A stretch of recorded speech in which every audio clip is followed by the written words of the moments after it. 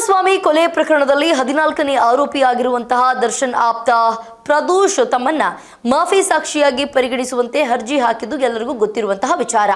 ಇದು ದರ್ಶನ್ಗೆ ಆತಂಕ ತಂದಿರುವ ಸಾಧ್ಯತೆ ಕೂಡ ಇದೆ. ಜೊತೆಗೆ ಹಲವು ಸಾಕ್ಷಿಗಳ ವಿಚಾರಣೆಯೂ ಕೂಡ ನಡೀತಾ ಇದೆ. ಇದೀಗ ಇವತ್ತು ಸಾಕ್ಷ್ಯ ವಿಚಾರಣೆ ವೇಳೆ ದರ್ಶನ್ ಖುದ್ದು ಹಾಜರಿಗೆ ಕೋರಿ ದರ್ಶನ್ ಪರ ವಕೀಲರು ಅರ್ಜಿಯನ್ನು ಹಾಕಿದ್ದಾರೆ. ಕೊಲೆ ಪ್ರಕರಣದ ವಿಚಾರಣೆ 29ನೇ CCH ಕೋರ್ಟ್ನಲ್ಲಿ ಚಾಲ್ತಿಯಲ್ಲಿದ್ದು ಕಳೆದ ಕೆಲ ದಿನಗಳಿಂದ ಸಾಕಷ್ಟು ಆಸಕ್ತಿಕರ ಬೆಳವಣಿಗೆಗಳು ಕೂಡ ವಿಚಾರಣೆ ವಿಷಯವಾಗಿ ನಡೀತಾ ಇದೆ. ಪ್ರಕರಣದಲ್ಲಿ 14ನೇ ಆರೋಪಿಯಾಗಿರುವಂತಹ ದರ್ಶನ್ ಆಪ್ತ, ಈ ಕೇಸಲ್ಲಿ ಆಗೋದಕ್ಕಿಂತ ಮುಂಚೆ ದರ್ಶನ್ ಆಪ್ತರಾಗಿದ್ರು. ಬಟ್ ಈಗ ದರ್ಶನ್ಗೆ ಶತ್ರುಗಳಾಗಿದ್ದಾರೆ. ದರ್ಶನ್ ಆಪ್ತರಾಗಿದ್ದಂತಹ ಪ್ರದೋಷ್ ತಮ್ಮನ್ನ ಮಾಫಿ ಸಾಕ್ಷಿಯಾಗಿ ಪರಿಗಣಿಸುವಂತೆ ಅರ್ಜಿಯನ್ನು ಹಾಕಿದ್ರು. ಇದು ದರ್ಶನ್ಗೆ ಆತಂಕ ಕೂಡ ತಂದಿದೆ. ದರ್ಶನ್ಗೆ ಮಾತ್ರ ಅಲ್ಲ, ದರ್ಶನ್ ಲಾಯರಿಗೆ, ಅವ್ರ ಮನೆಯವರಿಗೆಲ್ಲರಿಗೂ ಕೂಡ ಆತಂಕ ತಂದಿರುವಂತಹ ವಿಚಾರ. ಜೊತೆಗೆ ಹಲವು ಸಾಕ್ಷಿಗಳ ವಿಚಾರಣೆಯೂ ಕೂಡ ನಡೀತಾ ಇದೆ. ಇವತ್ತು ಸಾಕ್ಷ್ಯ ವಿಚಾರಣೆ ವೇಳೆ ದರ್ಶನ್ ಖುದ್ದು ಹಾಜರಿಗೆ ಕೋರಿ ದರ್ಶನ್ ಪರ ವಕೀಲರು ಅರ್ಜಿಯನ್ನು ಹಾಕಿದ್ದಾರೆ. ಪ್ರಮುಖ ಸಾಕ್ಷಿಯೊಂದರ ಪಾಟಿ ಸವಾಲು ನಡೀಲೇಬೇಕು. ಈ ಪಾಟಿ ಸವಾಲಿನ ವೇಳೆ ದರ್ಶನ್ ನ್ಯಾಯಾಲಯದಲ್ಲಿ ಖುದ್ದಾಗಿ ಹಾಜರಿರಬೇಕು ಅಂತ ದರ್ಶನ್ ಪರ ವಕೀಲರು ಕೋರಿದ್ದು ನ್ಯಾಯಾಲಯಕ್ಕೆ ಅರ್ಜಿಯನ್ನು ಹಾಕಿದ್ದಾರೆ.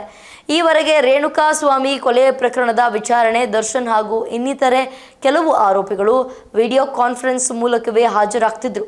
ಆದರೆ ಈಗ ದರ್ಶನ್ ಖುದ್ದು ಹಾಜರಿರಬೇಕು ಅಂತ ವಕೀಲರೇ ಕೇಳಿದ್ದಾರೆ. CRPC ಸೆಕ್ಷನ್ 273ರ ಅಡಿಯಲ್ಲಿ ದರ್ಶನ್ ಪರ ವಕೀಲರು ಅರ್ಜಿಯನ್ನು ಹಾಕಿದ್ದು, ಪಾಟಿ ಸವಾಲಿಗೆ ಮುನ್ನ ದರ್ಶನ್ ಇಂದ ಕೆಲವು ಮಾಹಿತಿಯನ್ನ ಪಡೆಯಬೇಕಿರುವ ಕಾರಣ ಅವರ ಹಾಜರಿ ಅಗತ್ಯ ಅಂತ ವಕೀಲರು ಅರ್ಜಿಯಲ್ಲಿ ಹೇಳಿದ್ದಾರೆ.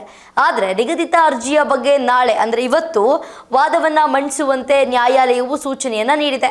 ಸಾಕ್ಷ್ಯ ವಿಚಾರಣೆಯನ್ನ ಸಹ ಮುಂದೂಡಲಾಗಿದೆ. ಪ್ರದೋಷ್ ಅವರ ಮಾಫಿ ಸಾಕ್ಷಿ ಹೇಳಿಕೆಯನ್ನ ಆದಷ್ಟು ಬೇಗ ನ್ಯಾಯಾಲಯ ಪಡೆಯಬೇಕು ಅಂತ ಪ್ರದೋಷ್ ಪರ ವಕೀಲರು ವಾದಿಸಿದ್ದು. ಆದರೆ ದರ್ಶನ್ ಪರ ವಕೀಲರು ಆಗಸ್ಟ್ 18ರವರೆಗೆ ಹೇಳಿಕೆ ಪಡೆಯದಂತೆ ಮನವಿಯನ್ನ ಮಾಡಿದ್ದು, ದರ್ಶನ್ ಪರ ವಕೀಲರ ಮನವಿಯನ್ನ ನ್ಯಾಯಾಲಯ ಪುರಸ್ಕರಿಸಿದೆ.